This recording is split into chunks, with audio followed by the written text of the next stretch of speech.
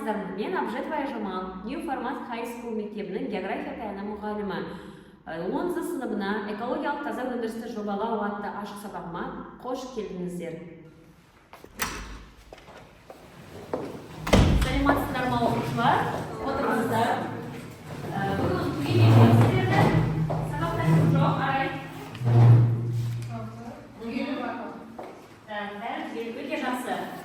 Сонымен оқушылар, бүгінгі сабағымызды бастамас бұрын ең бірінші сақтағаныңыздар аударайық. Екі QR белгісі тұр, иә.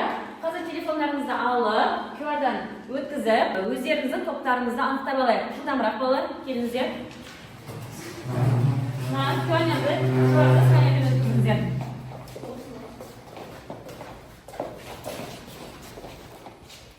Яғни бір топ сіздерде болашақ қалар, екінші топ жасыл энергия деп аталады.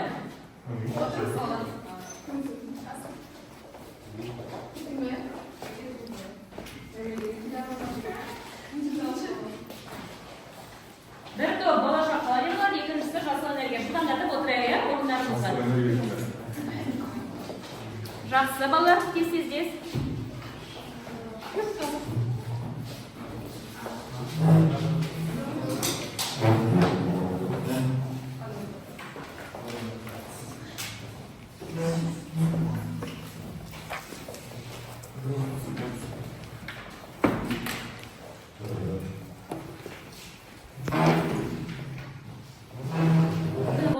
Енді келесіздерге бағалау парақтарыңызды таратамын. Бүгін бізде өздеріңізге бағаны өздеріңіз белгілеп отырасыздар.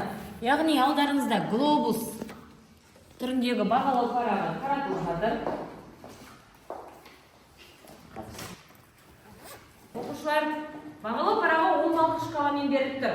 Сіздерге алдағы уақытта үй жұмысы және де сабаққа байланысты тапсырмалар беріліп отырады. Сол тапсырмаларда сіздер неше ұпай аласыздар, сол ұпайларыңызды белгілеп, соңғы жетістігіңіз 10 баллға дейін жету керек бүгінгі сабақта. Яғни сіз бірінші тапсырмада 1 ұпай алсаңыз, 1 ұпайды белгілеп кетесіз. Екінші тапсырмада 2 ұпай алсаң, 3-ке дейінгі балды белгілеу керек боласыздар. Солай өздеріңізді бағалап отырасыздар.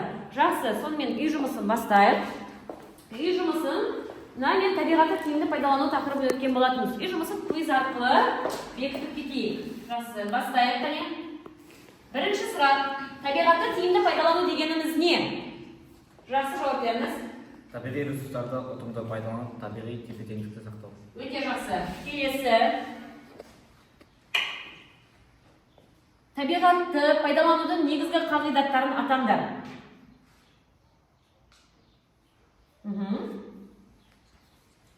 Жақсы жауап беріңіз. Тұтастық, кешенділік, үнемділік, қалпына келтіру. Өте жақсы. Яғни бізде қараңыздар балалар, әрбір сұраққа дұрыс жауап берген сайын біздің бүгінгі тақырыбымызға қатысты пазлдар ашылып жатыр. Келесі сұрақ.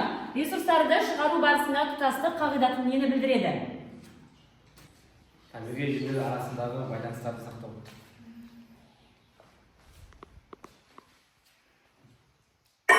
Өте жақсы. Келесі екінші топтан да оқушылар жауап береді. Ресурстарды қайта пайдалану және өңдеудің қандай артықшылықтары бар? Жақсы. Қалдықтар азайып, табиғатты қорғауға көмектеседі. Қалай түсінесіңдер? Сұрақтың жауабы жақсы. Жауап бере қойыңыз. Барлық құрамдас. Жақсы. Құрамдас сүтікті және. Барлық. Келесі сұрақ. Ресурстарды тиімді қолданудың мысалдарын келтіріңдер. Бил Фатима. Қоқысты қайта өңдеу, энергияны үнемдеу. Өте жақсы. Келесі сұрақ. Егер табиғатты тиімді пайдалану қағидаттары сақталмаса, қандай экологиялық мәселелер туындайды? Жауап беріңіз. Ластану, шөлейттену, ресурстарын азайту. Өте жақсы. Келесі мына топтан жауап берейік. Қазақстанда ресурстарды тиімді пайдалануға бағытталған қандай шаралар бар? Арай. Ресурстарды бағалаусыз пайдалану. Экологиялық негізгі дұрыс жауап. Келесі сұрақ. Табиғатты қорғау ұйымдары тиімді пайдалану қағидаттарын жүзеге асыруда қандай рөл атқарады? Ерболат. Экологиялық бақылау жұмысы және Жақсы. Өте жақсы. Келесі сұрақ. Сен өз өміріңде табиғатты тиімді пайдалану қағидаттарын қалай қолданар едің? Қоқысты сыртта пайдаланбаспен судан үнемдеу. Өте жақсы. Яғни, балалар, сіздердің жаңағы жауап берген сұрақтарыңыз бойынша әр сұраққа бір ұпайдан белгілеп шықсаңыздар болады. Яғни, бағалы парақтарыңызға белгілеп кеттіңіздер. Жаңағы дұрыс жауап берген оқушылар, мысалы, Ерболат бар, Ердәулет бар, Азамат, Биофатима, Арай, Перизат. Яғни, енді қараңыздар балалар, сұрақтардың жауабын аша келе, бүгінгі тақырыбымыз экологиялық таза өндірістерді жобалау деп аталады. Бүгінгі күнді жазып, балалар, бүгінгі күнді жазып, дәптерлеріңізді ашайық. Параграф 16 экологиялық таза өндірісті жобалау. Ал оқушылар, тақырыпты жазып болса, енді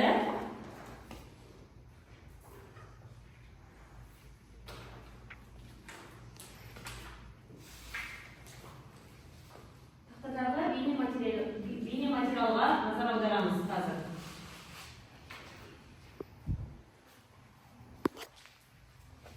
Табиғат ресурстарын бұрын-соңды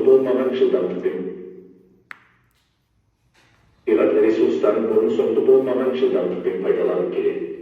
Орта есеппен әрбір тұрғын жылына 20 тоннаға жуық шикізат тұтынады. Бұл көрсеткіш бізді ойландыруы тиіс.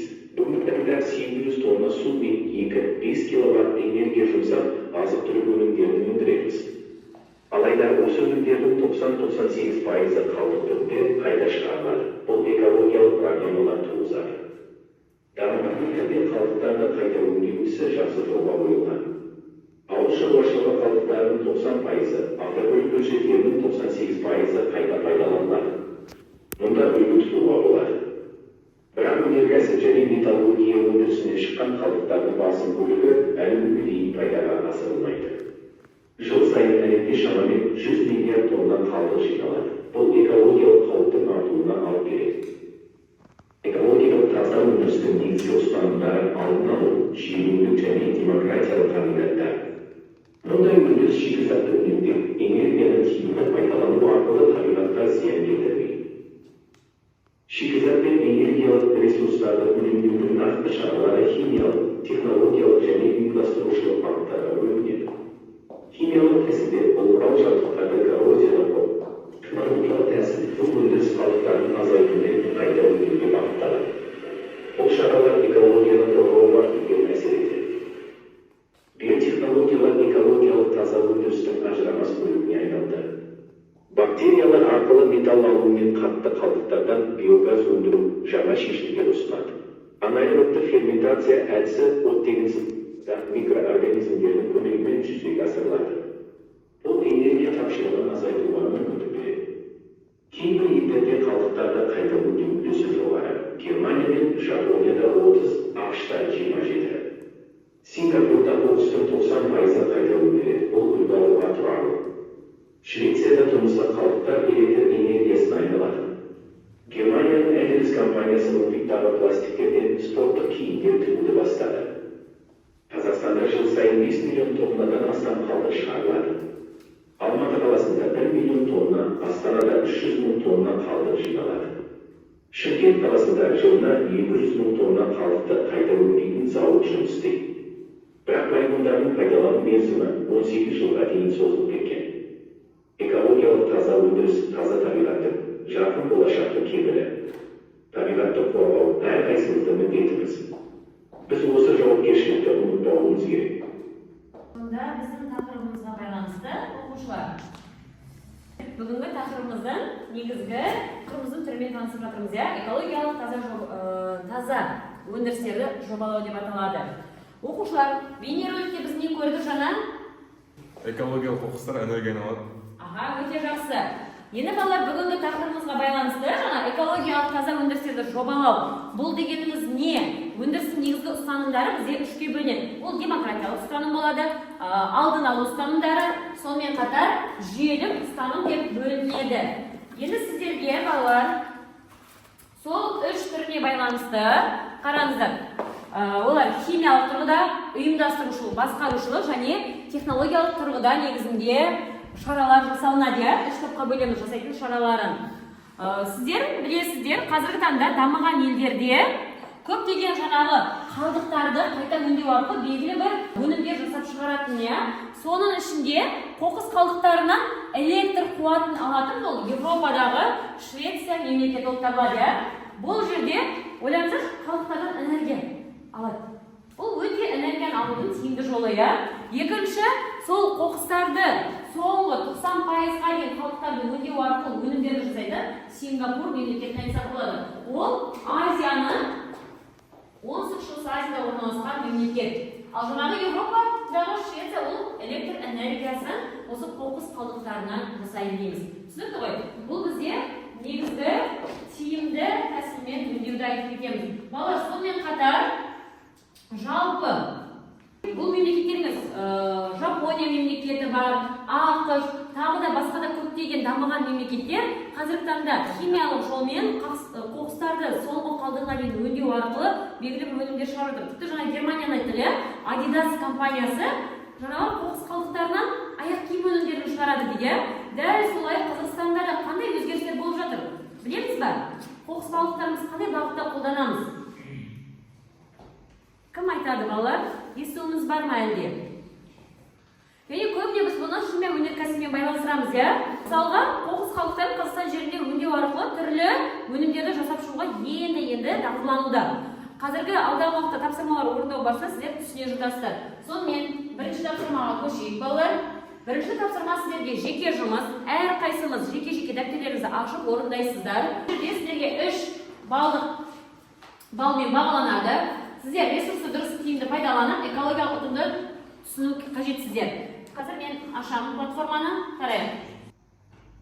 Мен қыз тапсырманы беремін, сіздер дәптерге орындай беріңіздер жұмысына. Алдарыңызда жеке тапсырма бойынша сәйкестендіру тапсырмасы берілген. Дәптерлеріңізге су, күн энергиясы, жел және қалдық дегендерді берілген мәліметтер бойынша сәйкестендіру қажетсіздер. Сіздерге берілетін уақыт 3 минут уақыт, 3 минутта орындау қажетпіз. Қане бастаймыз. 45 кетті, 48-де аяқтайсыздар. Жылдамдатайық.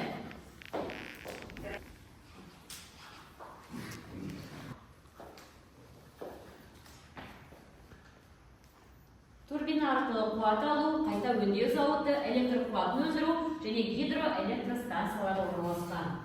Яғни белгілеп шығамыз. Орында жатырмыз ба? Көрейік.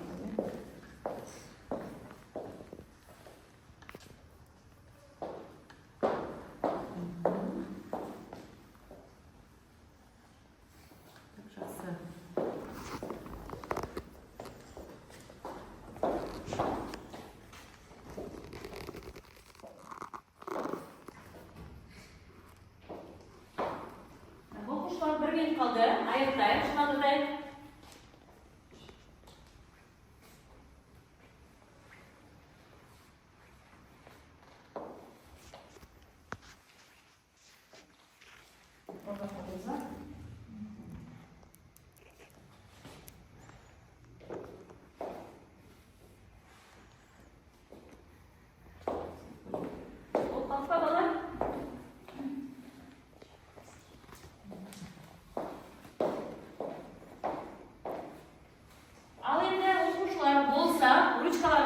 Мен қазір тексеремін. Бұлай жасайық. Мен тақтаға тексеріп айтам, сол бойынша сіздердің плюс-минус қойып отырасыздар да, жалпы бір тексеріп шығамын да балды айтып шығамын сіздерге. Сонымен, турбина арқылы қуат алу бұл жел. Жақсы. Қайта өңдеу зауыты қалдықтарды. Электр қуатын өндіру күн энергиясы және гидроэлектростанция бұл суға айтылатын ұғым. Оқушылар, егер сіздерде дәл осылай бәрі дұрыс болған болса, 3 ұпайдан қойып шығамыз. Қане? 3 ұпай. Шупай қойдық, өте жақсы.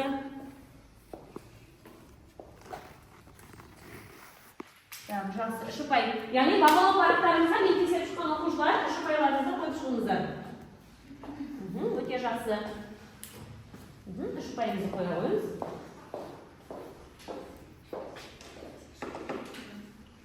Жақсы. Үш ұпайды қояды. Өте жақсы балалар. Жаңағы бірінші топтағы толықтай оқушылар барлығы үш ұпай алып шықтыңыздар, иә? Бағалау параққа үш ұпайды қоямыз. Және болашақ қаласындағы оқушыларда толығымен дұрыс жауап берген. Үш ұпайларыңызды бағалау парағына қойыңыздар. Енді келесі тапсырма балалар жұптық тапсырма. Сіздер жаныңызда отырған жұбыңызбен бірге тапсырманы орындайтын боласыздар. Қазір мен тақтаға тапсырманы шығарамын. Қағаздарды таратып берген қима қағаздарды. Бері қарайық. Бұл тапсырма қалай? Екінші тапсырмада бұл жұптық жұмыс деп аталады. Жұптық жұмыста сіздер не істеу керексіздер? Қалдықтардың екінші өмірі ағысы арқылы кесені толтыру қажетсіздер. Сіздерге жалпы дескриптор бойынша үш ұпай жинау қажет, иә? Бірінші, оқушы әр ел бойынша қайта өңдеу үлесіне ерекше тәсілін дұрыс көрсетеді. Екінші, оқушы нақты экологиялық және іске асыруға болатын ұсынысты жазасыңдар. Қазір оқушылар міне жұп бойынша осы кестеге орындайсыздар, жарай ма?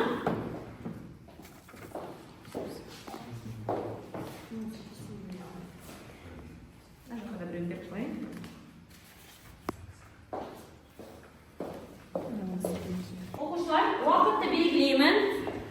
Бұл тапсырмаға сіздерге 5 минут уақыт берем. Ойланып, нақты жауаптарыңызды келтіріп бересіздер. Жасынан бастаңыздар. Әрине, қолдарыңызға берген кестеге жазсаңыздар болады. Міне, көрінбей тұрса, одан қарай қойыңыздар. Дескрипторға міндетті түрде мән береміздер. Қанша ұпай жиналып қажетсіздер?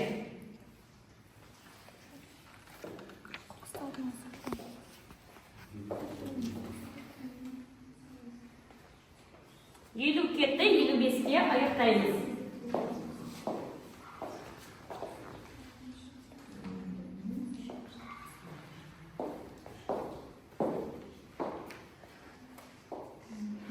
Өте жақсы. Сіз жоққа балалар? Балалар қасыма түсінді ма? Жақсы.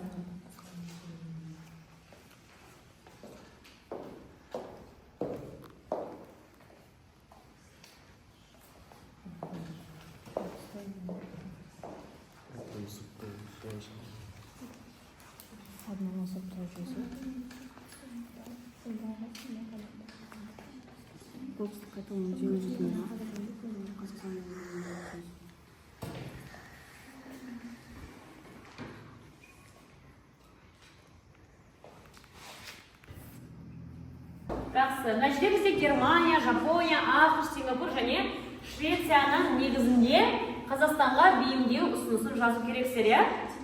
Тапсырма түсінікті болса, онда қорытындылайық. Балалар,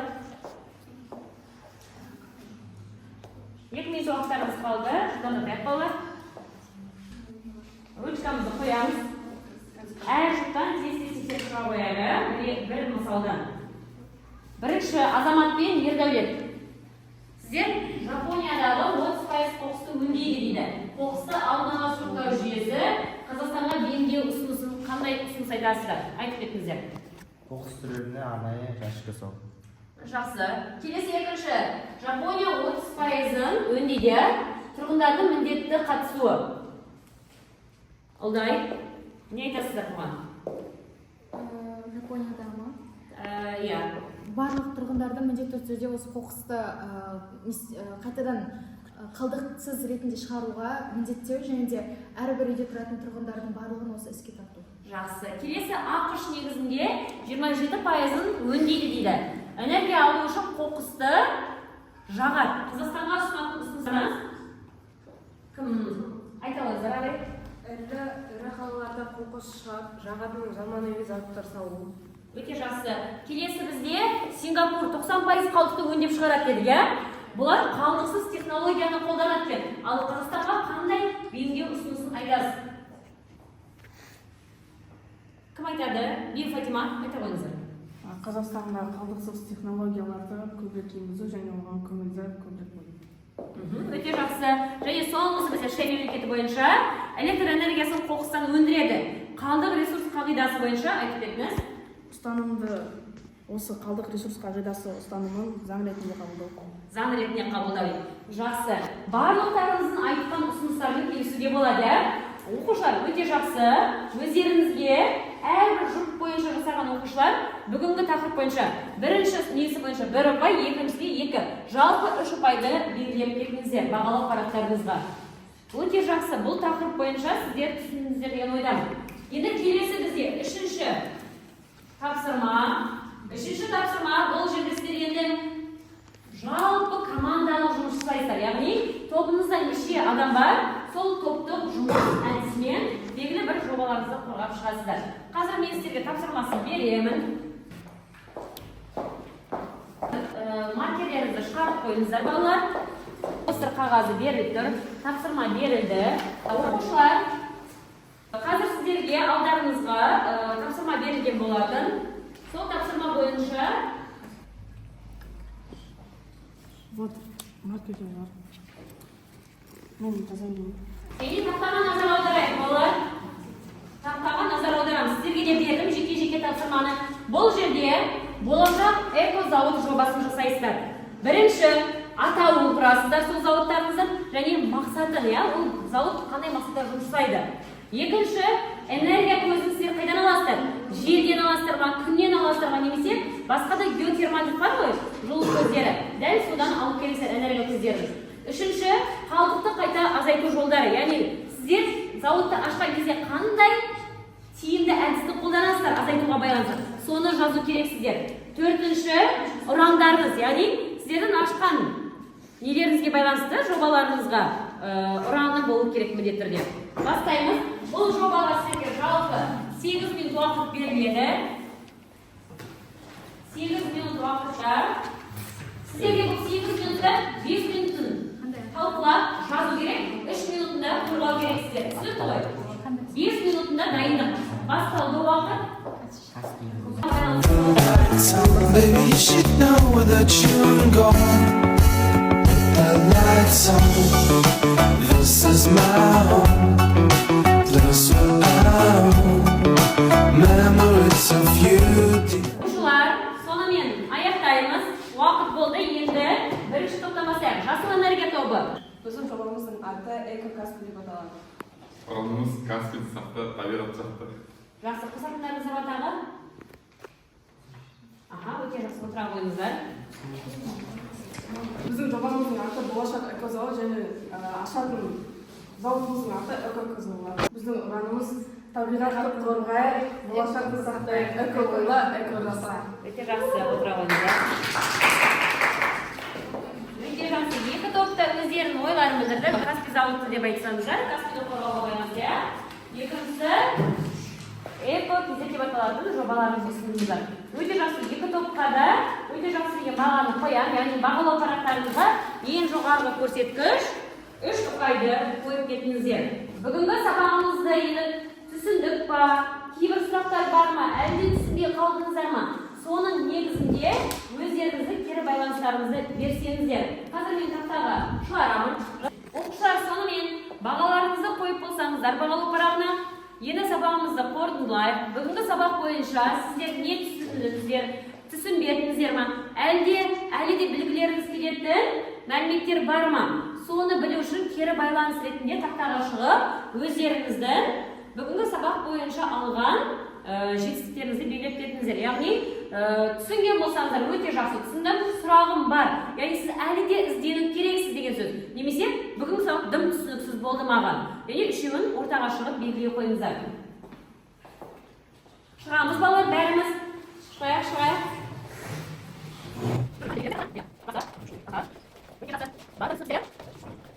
Сонымен өздеріңіздің бүгінгі сабаққа байланысты берген кері байланыстарыңыз өте жақсы түсіндім дейді. Енді сіздерге бәрі түсінікті болды деген ойдамын.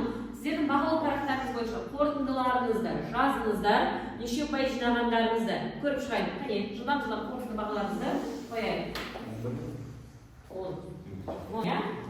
Өте жақсы. Азамат 10 ұпай ұпай Фатимада, сізде 9 ұпай. Балаларыңыз дәл осы 7 мен 8 балл 4, 9 мен 10 ұпай бұл 5 деген бағаны білдіреді. Сабаққа байланысты бағаларыңызды мектепке тұлға қоямын. Ал үй жұмысына сіздерге осы тақырыпты оқып келу. Бүгінгі сабағымыз аяқталды оқушылар. Сау болыңыздар.